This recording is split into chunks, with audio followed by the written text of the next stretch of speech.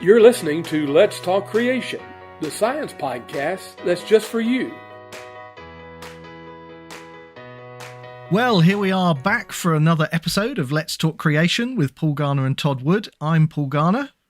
And I'm Todd Wood. And it's great to be back. These episodes really come around fast, and we've got a really fun one, I think, today, Todd, because we recently decided to open up comments on our YouTube channel. It was a bit of an experiment. We didn't quite know how that would go.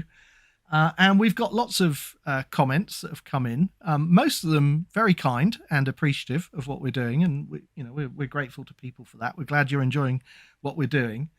A few that are maybe critical about some things, and that's great. We want your feedback, and we can always improve things. That's certainly for sure. So I think it's been really quite positive. And we've also had a number of questions or comments that we thought we could make the focus of an episode. So what we've basically done today is we've gone through the comments that we thought could do with some kind of response or some kind of comment from us, and we thought we'd take your viewer feedback, and listener, all of those people.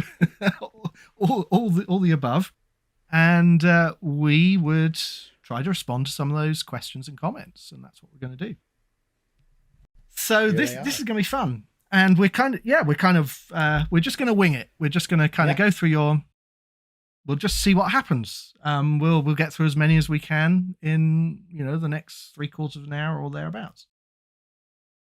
So, what did we say we were going to start with here? I know this is a fun one. So somebody said a Ph.D. on the show. It must be in theology. Do you get any Ph.D. biologists on the show?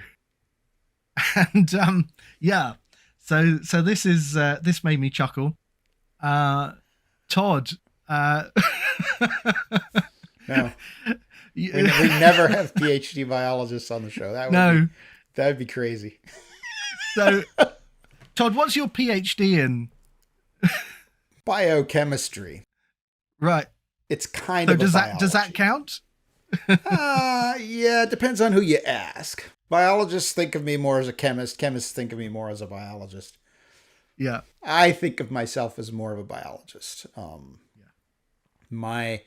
My dissertation was largely on evolutionary protein patterns of protein evolution. So I was more in the evolutionary biology world than I was really in the biochemistry world, at least in terms of the way I approached my education and my research. So technically, I suppose, I am a PhD biologist on the show. Yeah, every episode. Every episode, and that kind of your PhD work sounds sort of biological to me. So yeah, I think that counts. Okay, and of course we've had other biologists on the show. In fact, we've just had an interview with Dr. Tim Brophy, right, about his research on horse fossils, and of course Tim has a PhD in biology. That's correct.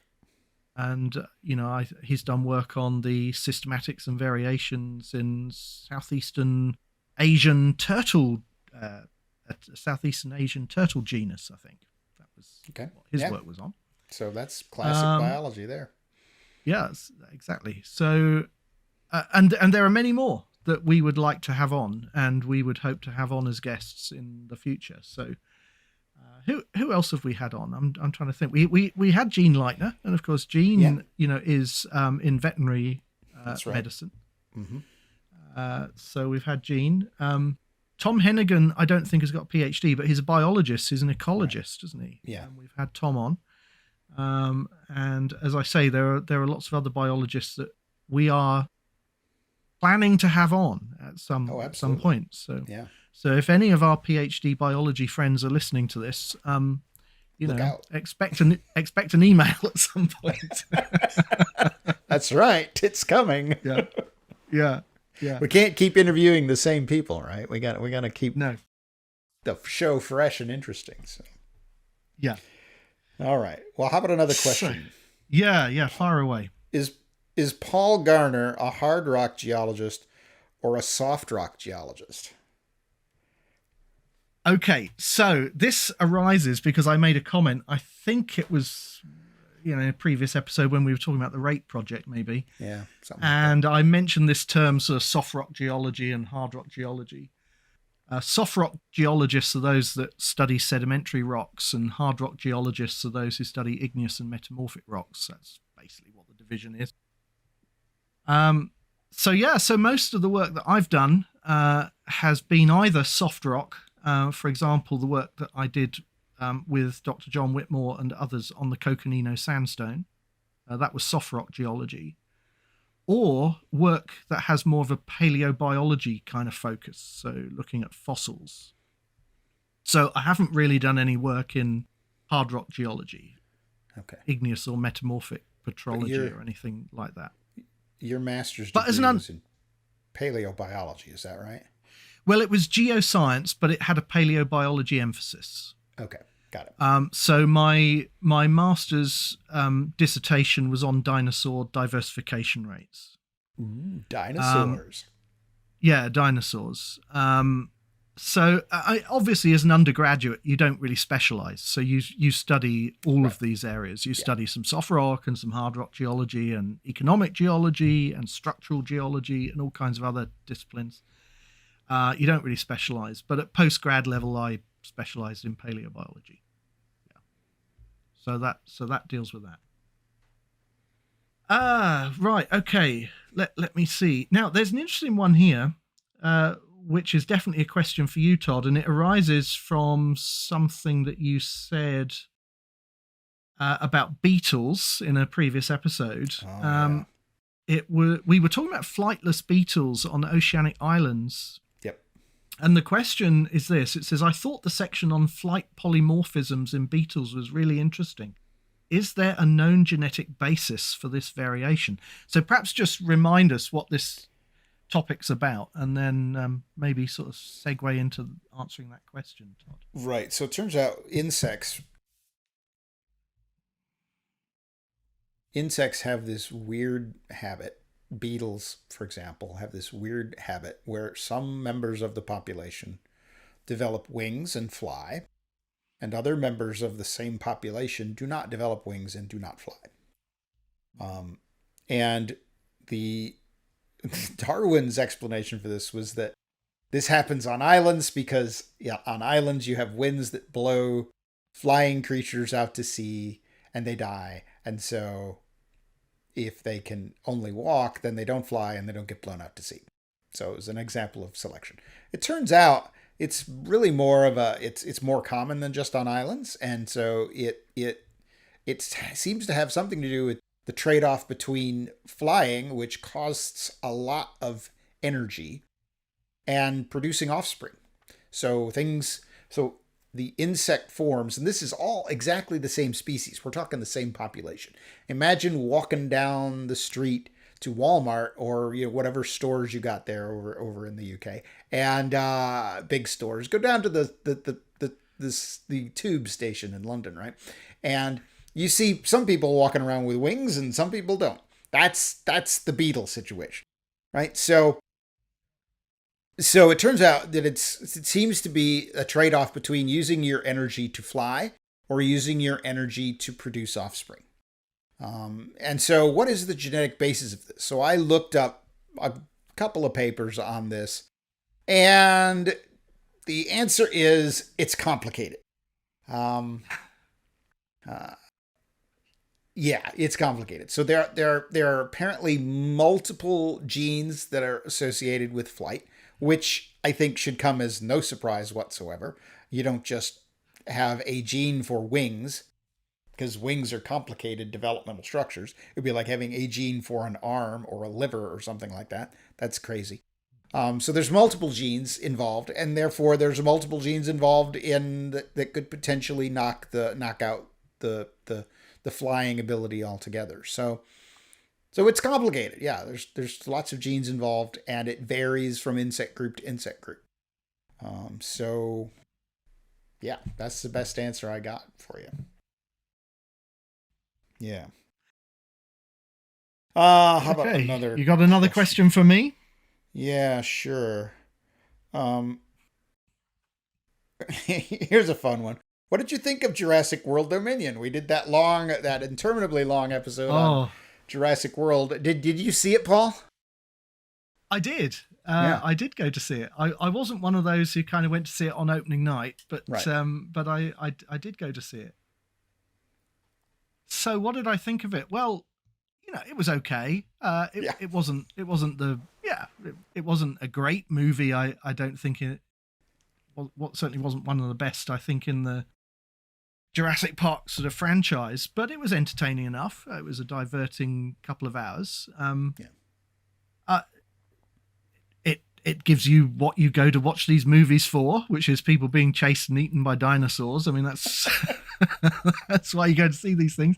And it had the added draw, I suppose, that we saw those major characters from the first movie back in kind of the finale. And it was nice to see, Alan Grant, Ellie Sattler, Ian Malcolm. I think Ian Malcolm's one of my favorite characters in the whole thing. I like his sense of humor. Yeah. So I enjoyed it, and I actually spotted one. Maybe there were others. Maybe I didn't spot the others, but there was one little Easter egg that I kind of noticed in the movie for dinosaur nerds like me, which is that there's a scene, and I think it's where Ian Malcolm is speaking in a lecture theatre, and behind him you can see the nameplate of the lecture theatre, and it's the Brusati Lecture Theatre. And for anybody who knows anything about dinosaurs, they'll know that that's a reference to a dinosaur paleontologist called Steve Brusati, who is he's an American paleontologist, but he's currently at the University of Edinburgh in Scotland. And it's just one of those little things, it's just in the background of the scene, and it's kind of nerds like me that spot it and notice it. Yeah, that was quite nice. That. Yeah. So I enjoyed it, but it's how can you replicate the magic of that original movie? Yeah, you can't do that. So it was all right. I remember when I saw it, I remember this point, I don't know, about midway through, that it just dawned on me that none of these characters are going to be eaten by dinosaurs. I think the original movie had this sort of recklessness to it where, you didn't know who was going to get eaten by dinosaurs. So that was sort of kind of on the edge of your seat. And I realized, the only person that's going to get eaten by dinosaurs is the bad guy, the bad, whatever his name is, the bad genetics person who was orchestrating all that stuff. So then I sort of sat back and thought, this is less entertaining than it could be if everybody's life was literally, in danger. But anyway. So you wanted dinosaur Russian roulette. That's kind of what you wanted. Right? I wanted to see some of the major characters, actually, be at risk, be at real risk, right? But anyway. We didn't get that, so all right. Okay, well, there we are. So that's what we thought of Jurassic World Dominion. Todd, I've got a question for you here, and it's definitely a question for a biologist. I can't answer this one. What about the universality of the genetic code in various species? The same triplet codes for the same protein in many species, I think that should say. Isn't that strong evidence that all species share a last universal common ancestor? So, Todd, can you talk us through that? Yeah, so... Right. So Darwin publishes Origin, and he's kind of cagey, kind of cautious about how far back he thinks evolution goes. He says could be one ancestor to every living thing, but he's not sure. And of course, at the time, they didn't really know a lot about creatures and their attributes and how similar things would be. So in the intervening years since Darwin published Origin, there's been a host of evidences that have been put forward to suggest that, in fact, all living things, from bacteria to people to pine trees, fungus, everything shares a common ancestor. 3.5 billion years ago, 3.8 billion years ago, something like that. So it's not like I'm closely related to the mushrooms and tomatoes and stuff on my pizza.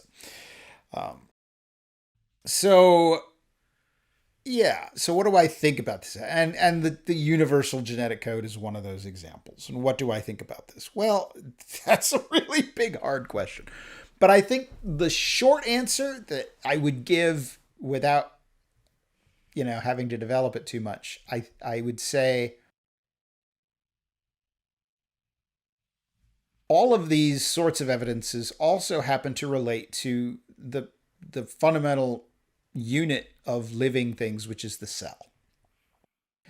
So everything is made up of cells. So it kind of doesn't really surprise me that everything sort of made up of the same kind of stuff, because cells sort of do the same sort of thing. So on that level, I'm not really all that excited about that being a sort of a slam dunk for evolution. Now, some listeners or viewers might know more about this subject, and that's cool. They might be thinking, well, what do you say about evolutionary trees? You can make evolutionary trees from some of these sequences, these proteins, these RNAs, and you can show that, there's an evolutionary common ancestor, everything. Yeah, except when you start doing that, you find out really quickly that none of those trees actually agree with each other. And this was a paper in a pretty prominent paper, Science or Nature, one of those two, a number of years ago, probably 10 years ago, where a researcher had tried to test this notion of whether life had a single common ancestor or multiple common ancestors. And what he found was the data better supported this idea that there are multiple evolutionary histories of these different components of the cell, that they don't all share the same pattern of inheritance. And he argued that it was still better to argue that they all shared a single common ancestor, for technical reasons that I won't get into here. But what struck me about it was, of course, that these evolutionary trees don't agree. So, is there a last universal common ancestor? I don't think so. And I don't think so, because I know from the Bible where we came from. So, no, there was no universal common ancestor. But I also think that the evidence given has other ways of reading it and other ways of interpreting it. So it's not one of those things where you just say, well, this obviously must be evolution. If you're already thinking evolution is true, then yes, you might think that that's a good piece of evidence. But if you don't, then it's really, I'm not sure what it is. It's not, I don't think it's that great. Okay. Yeah. So, and am I right in saying that the universal genetic code is not quite universal? There are some variant codes that we also see in some organisms. Yes, in certain organisms there are variants, but the variants tend to be really similar to the universal code.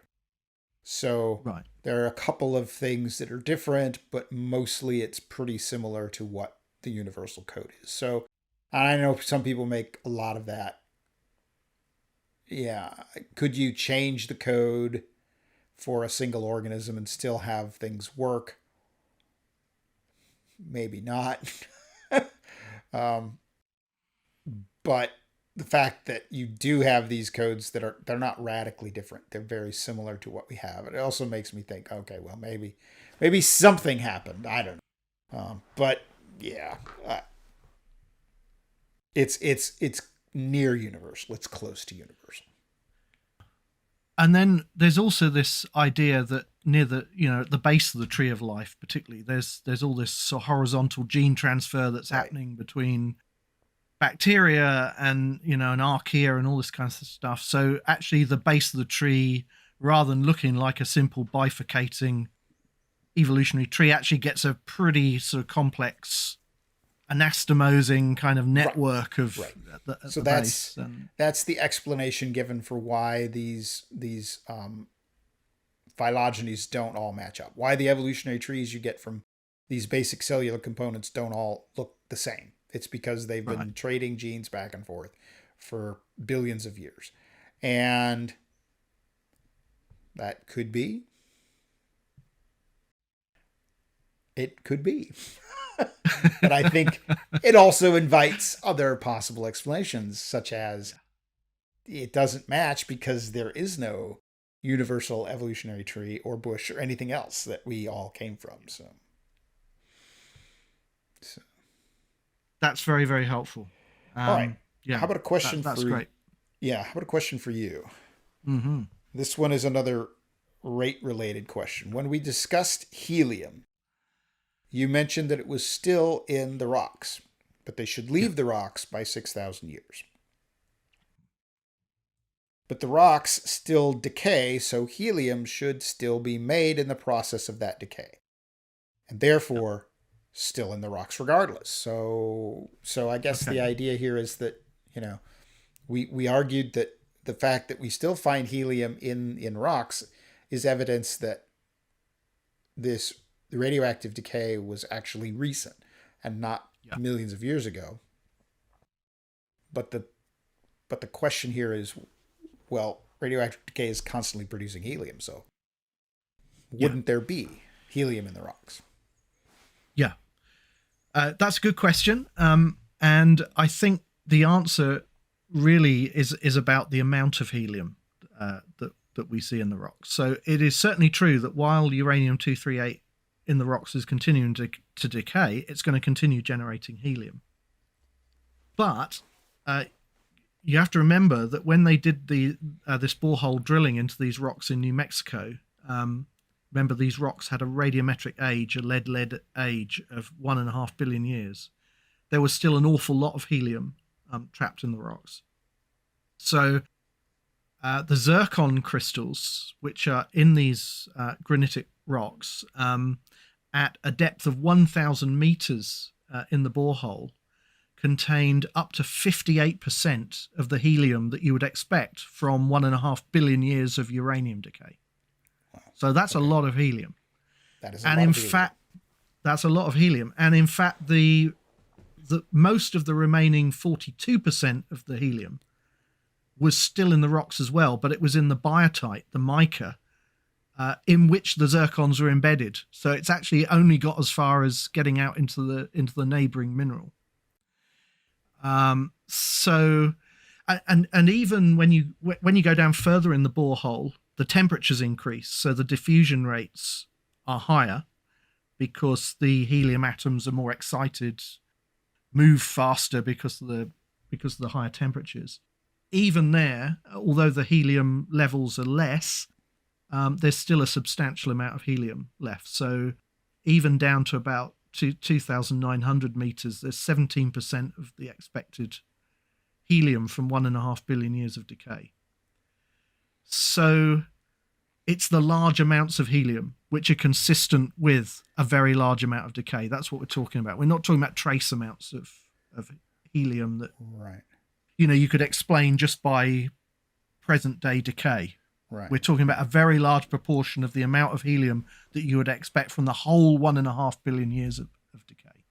So that's basically the answer to that. So it's kind of a relative rate situation. The rate of production of helium is much, much slower than the rate of diffusion. Yeah. Right. So to use our leaky faucet analogy, We don't worry about a leaky faucet as long as the drain is clear, because the water will drain out just as quickly as it drips, right?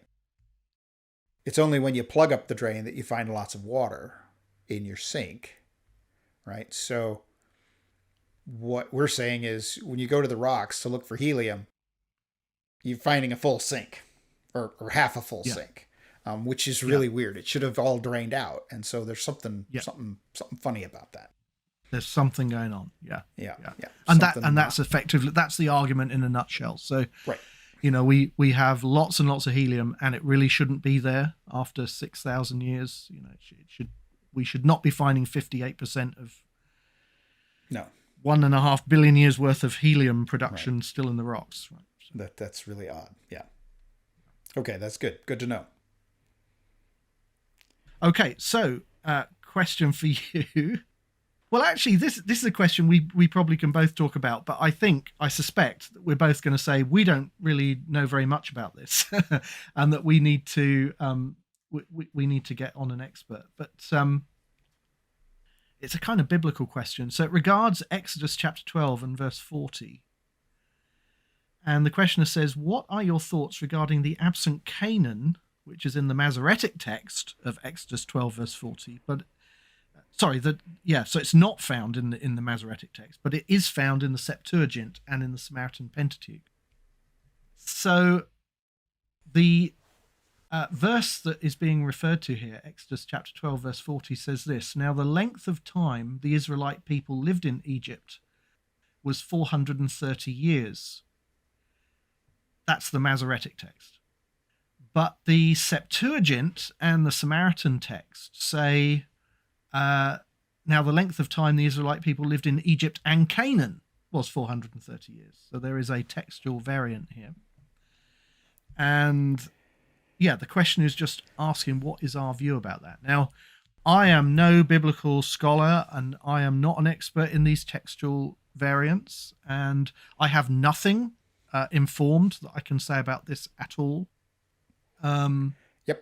I don't know whether you have thoughts, but we really could do with getting on an expert on these topics to talk about some of these chronological questions and textual questions. Yes, correct. So I can sort of put it in a little bit of a context for our listeners and viewers.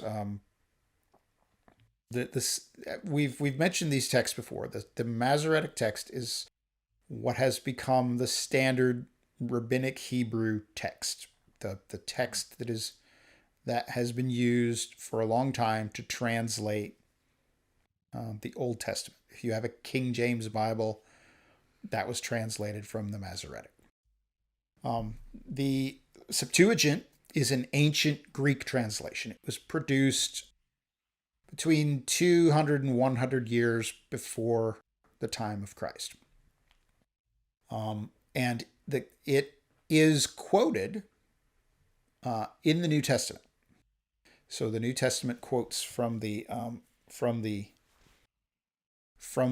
Septuagint, and when they talk about the scriptures, sometimes it's not clear if they mean the Hebrew scriptures or the Greek Bible. So that's an interesting thing to keep in mind.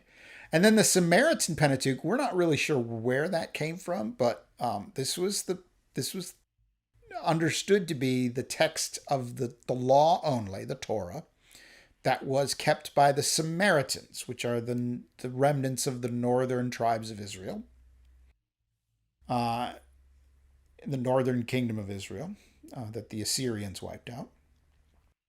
And this text has been modified, we think deliberately, so that it doesn't favor things like Jerusalem or the southern kingdom. So it's sort of modified to favor the northern tribes and the northern kingdom. Okay, so there's this difference. The traditional Masoretic says the Israelites were in Egypt for 430 years.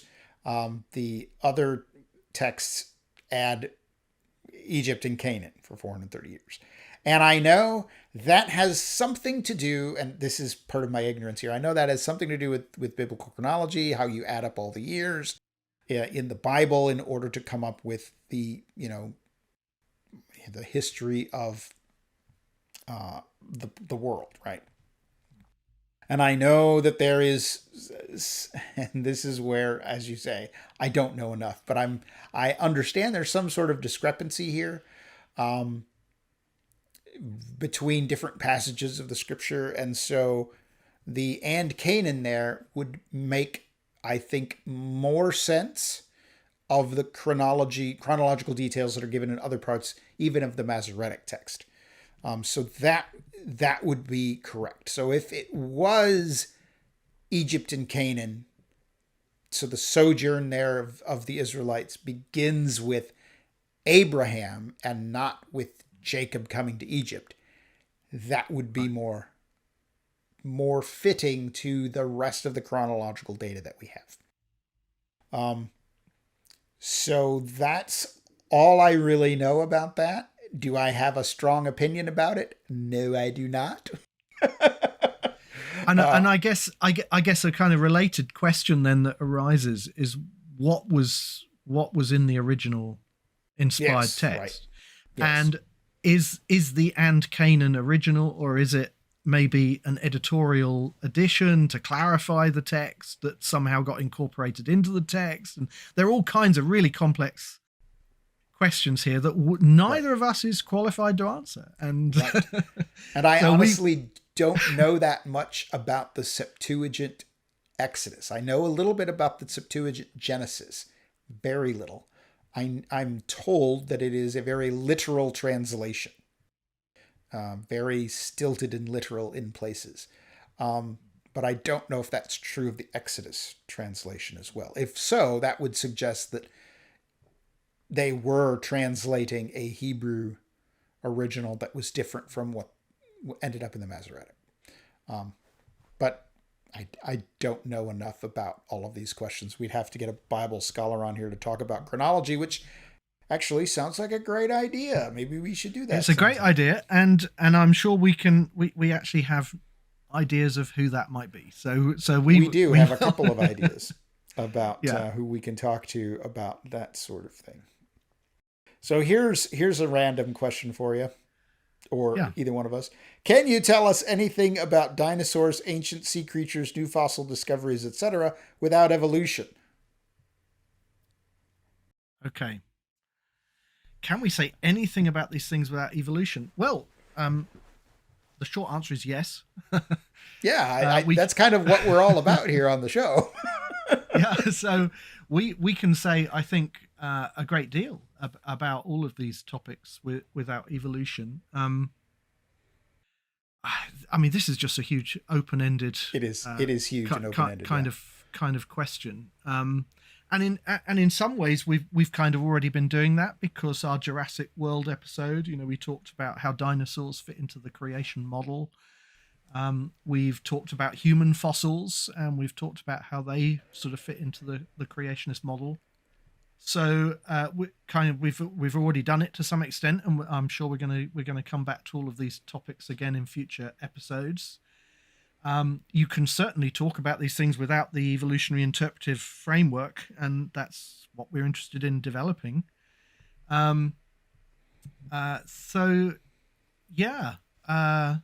Yes. We will continue doing it. Is the answer. yeah, that's the answer. Yeah. I kind of took it. It could be one of two ways. One, could you explain these things without evolution? That's a harder question. Can we talk about them without evolution? Definitely. We can talk that they existed. We can talk about what they were what we think they were like based on their skeletons and the remains that we find. Yeah, there's lots of things that can be said about these fossils and the context that we find them in. We can try to reconstruct the biozones that they lived in before the flood, by studying all of the associated fossils and making sense of it as ecosystems. And there are all kinds of things we can study how they were buried, the fossil preservation and the taphonomy, and Yeah, I mean, there's loads and loads of things that you can do without really touching on phylogeny, on evolution. Yeah. I'd actually quite like us. The questioner mentions ancient sea creatures, and I would love us to sort of talk, because dinosaurs get all of the attention, but there's loads of other interesting animals in the fossil record. There are. And it would be great to do an episode on marine reptiles, on plesiosaurs and ichthyosaurs, and mosasaurs. That would be fun. Yes, I remember we were together at the Natural History Museum in London for the Darwin celebration in 2009. And I remember walking down that hall there where there is this wall that must go up 2 floors at least. Right. That's just lined with these giant plates of marine creatures, ichthyosaurs and plesiosaurs and so forth. It was very impressive. Mm-hmm. Yeah, it's a fantastic reptile gallery there, and so that's definitely, we will come back to that. Yeah, and if you want to know, can we explain these things like in the creation model? Yes, and those are again. That's stay tuned. Don't give up on us, because we will get to those kinds of questions, because those are very interesting sorts of questions, which is exactly what we sort of are all about. We're trying to help people to understand creation without resorting to evolution. Yeah. Okay, here's a question for you. Now, it's not a biology question at all, but it is an interesting question. I think maybe we've both got some things to say about this. Are there any theories about how God would have stopped the sun for Joshua? Are there any theories about how God would have stopped the sun for Joshua? Yes, there are.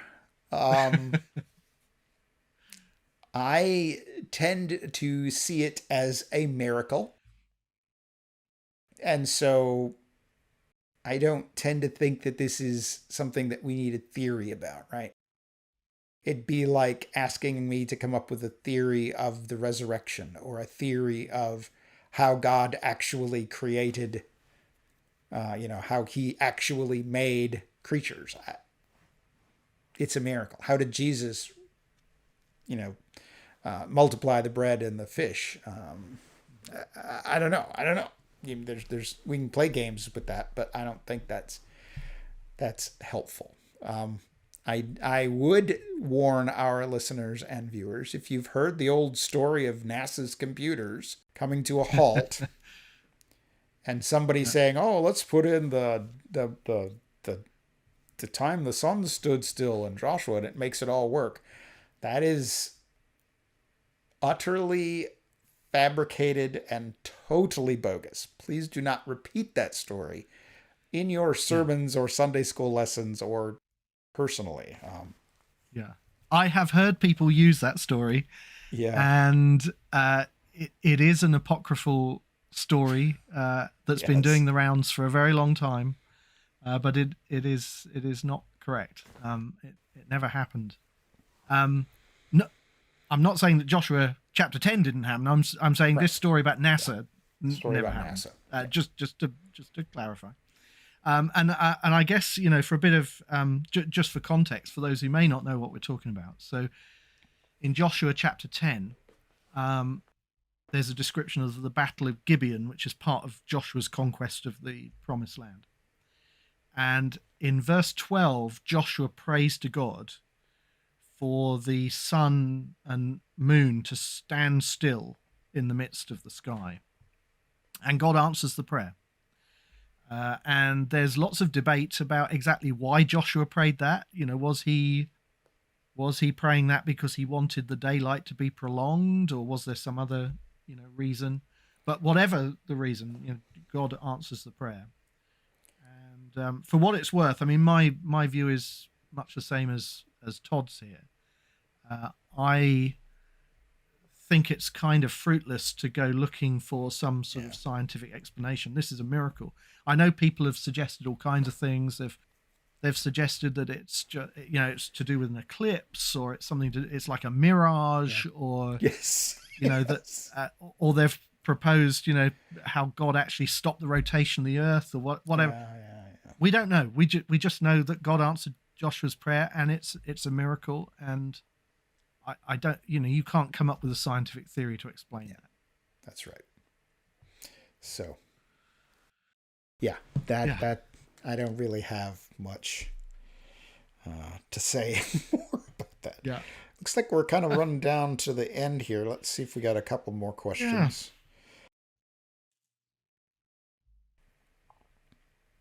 Here's one that you can answer just briefly. What is the zoomed out view of the creation model they continue to refer to, summarized in basic terms? Oh, wow. Actually, we have talked about doing an episode on this, haven't we? We have, where we just kind of give that zoomed out view, but very, very briefly, I guess you can kind of sum up the creationist view of origins in terms of major events: creation, fall, flood, Babel. And then, we seek to interpret the scientific data within that historical framework. So we think that creation was completed in 6 days, only thousands of years ago, that God made organisms according to their created kind. So there's limited common ancestry. We believe that biological evils came into existence at the time of the fall. So that death, disease, predation, parasites, all of those things are a product of the fall. We have the flood. We can study the catastrophic plate tectonics that led to the flood. We can study the catastrophic deposition of rock units and fossils during the flood, the burial of pre-flood biomes that produces the fossil record. Then we've got the recovery after the flood, which the Bible doesn't actually say all that much about, but there was a period when the animals are spreading out from the ark, and then we think that they're diversifying and multiplying to fill the earth and getting redistributed across the world's continents. We think there was a glaciation, a post-flood glaciation, as the world cooled down and dried out. And of course, Babel is the context for us understanding the dispersal of humans and the origin of cultures and civilizations. So that's kind of the overall creation model. If you really zoom out, creation, fall, flood, Babel, and all of the associated events around those big biblical events. So. Yeah, that's it. There's not much to add. I mean, we could go way into the weeds on any of those subjects and develop multiple episodes to them, but that's basically, when we think about the creation model, that's probably the most of that you would get pretty much any knowledgeable creationist today to agree with. They would say, yep, that's pretty much the backbone of the creation model. Yeah. Now,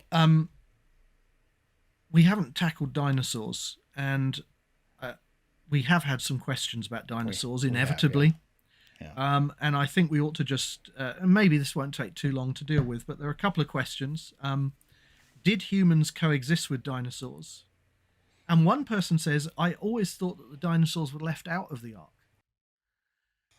So let's just think about both of those, because I think they're kind of related questions. They are kind of related questions, and they sort of relate to how a creationist thinks about these sorts of things. So if we are correct, so this is how the reasoning would go. If we are correct that all of creation was accomplished in 6 days, and that the fossil record is a remnant of a global flood, most of it,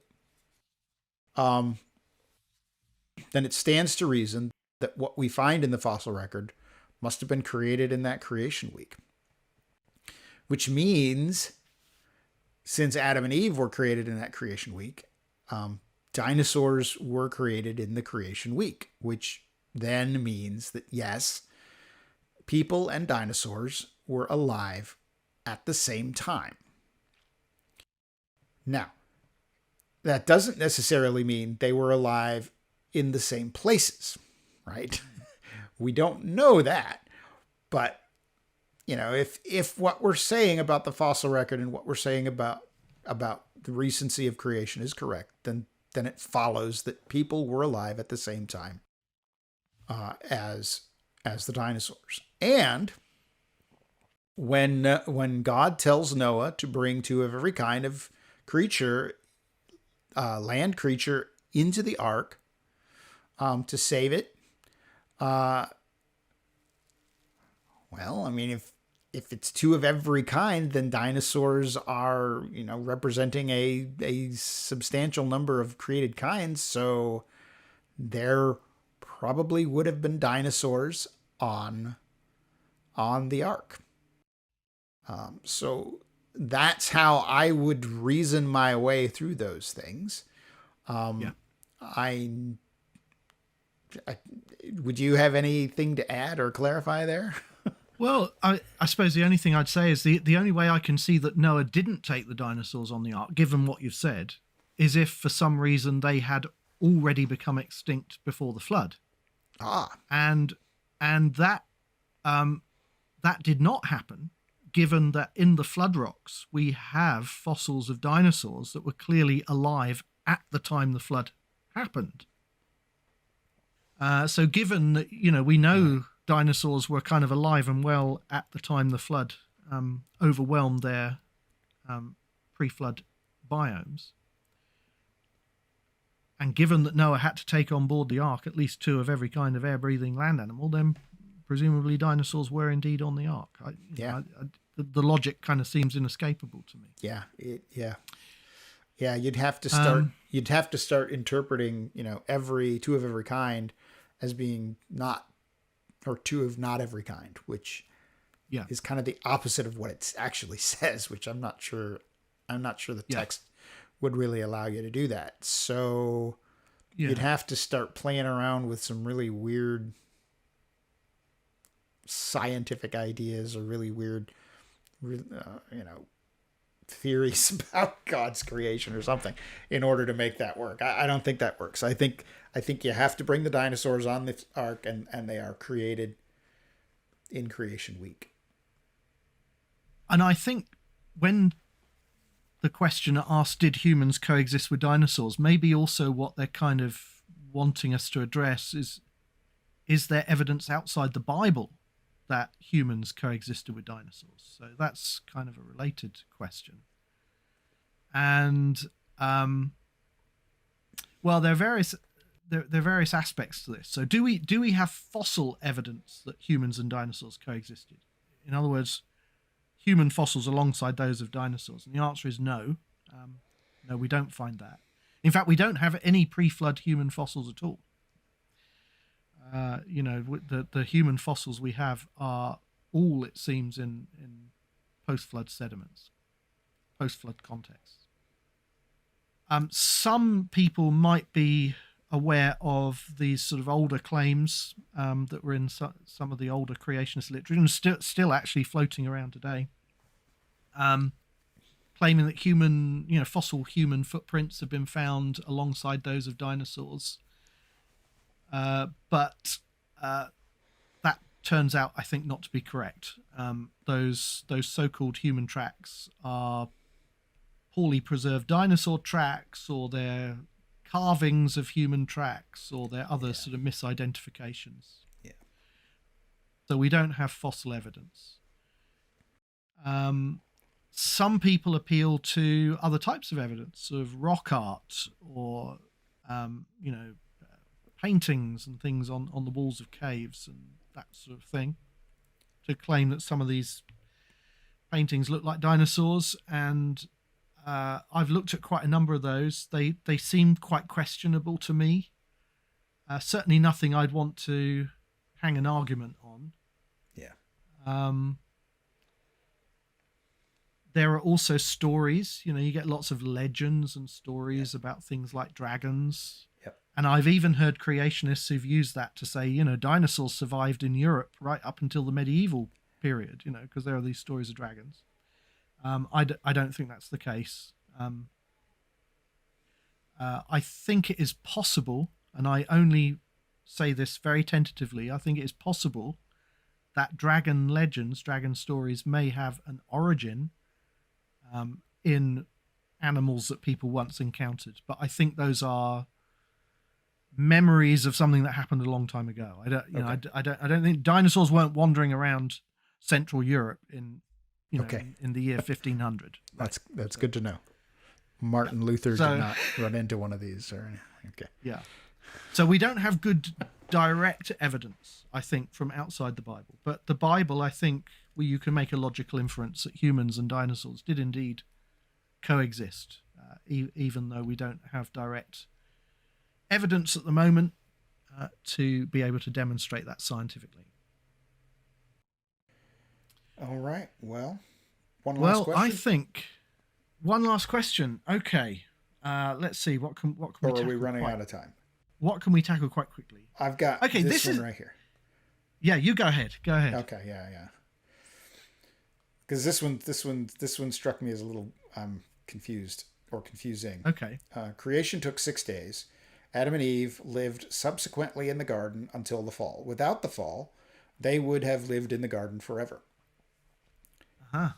Not sure I believe that, but okay. Since we have no information that I know of on the length of the period from creation to the fall, also not sure I know that, it seems to me that time as we know it began with the fall, and the dating of subsequent events should be from the fall and not from creation, since we have no knowledge of the length of the intervening period. So my first reaction to that is time did not begin at the fall, right? Because we have time indicators before the fall. We have the days of creation, right?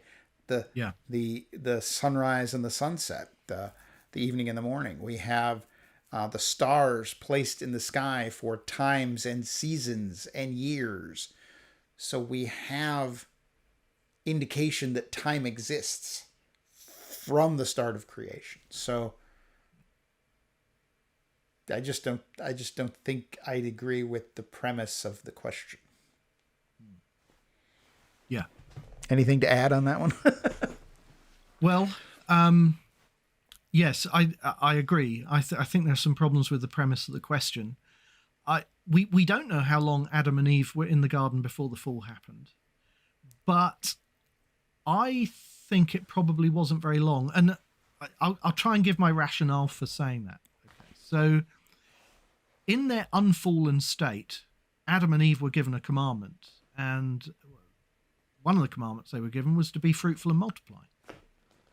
And presumably, before the fall, when they were sinless, they would have complied with that commandment. They would have been fruitful and multiplied. Yeah. And yet we know that the fall happened before Eve conceived her first child. Yes. So that, to me, just implies that period was probably quite short. I don't know that I'd want to be dogmatic about how long, but it probably was quite short. Yeah. The other thing that I think is quite clear when we look at the text is, we know how old Adam was when he died, right? He was 930. And presumably that 930 years is from the time of his creation to the time of his death. Yeah. And so presumably whatever that period between Adam's creation and Adam's fall is included in that 930 years.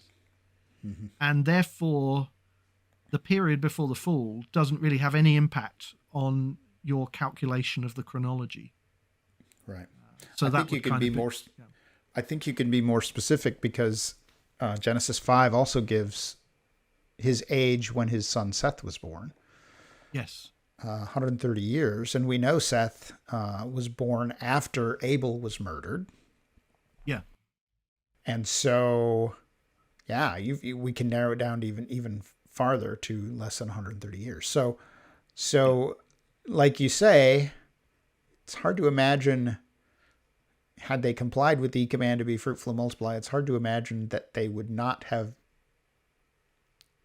that Eve would not have conceived very quickly. So we have this sort of this theoretical minimum, but then we have the hard minimum of, it's or hard maximum, no more than 130 years, possibly. And probably considerably less than that, since Cain and Abel had to grow up as adults.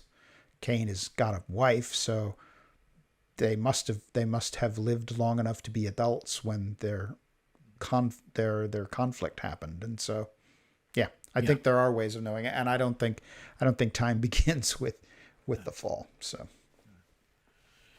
no, all right. That's good.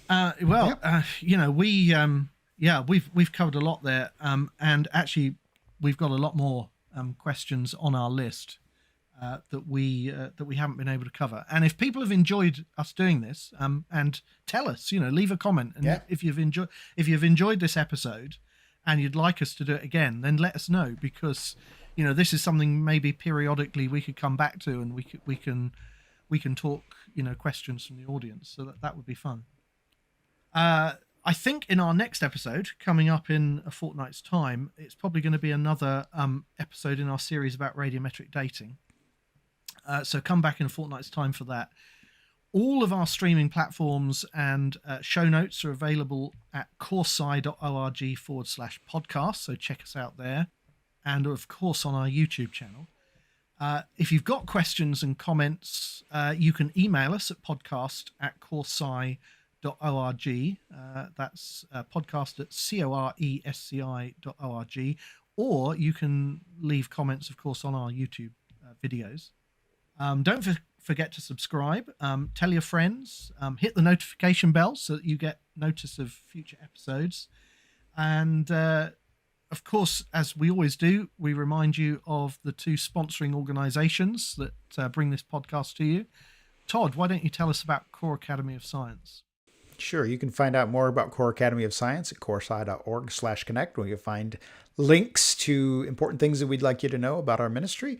And if you'd like to make a contribution to the cost of the show, or to make sure that the show keeps going, you can go to coursesci.org/donate, where you'll find information about online ways to donate, or our address where you can mail a check.